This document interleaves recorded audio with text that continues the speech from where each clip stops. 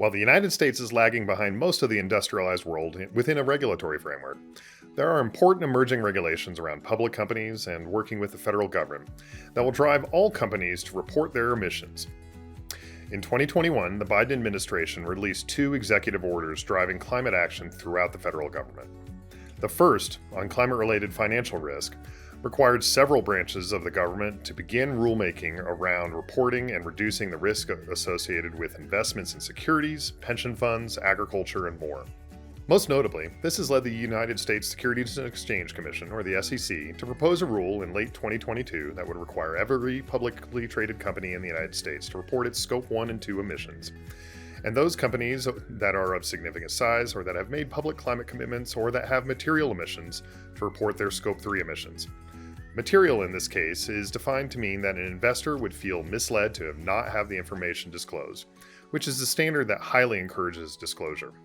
As a reminder, Scope 3 emissions are those emissions embedded within the supply chains, and the current method of estimating those emissions is very coarse. So we've already seen smaller companies being required to report and reduce their emissions to maintain customer relationships with larger organizations. This rule is expected to be finalized in early 2024 and go into effect in 2026. The key takeaway here is, if your company does business with a public company or a company that does business with a public company, expect to report your emissions to maintain that customer relationship. The second executive order driving federal action was around catalyzing clean industries and primarily drives the significant purchasing power of the federal government towards industries and entities that are acting on climate. Specifically, it mandates that the entire United States federal government reduce its full scope emissions, that the government move towards purchasing and producing 100% carbon-free electricity, and purchase sustainably to the maximum extent possible.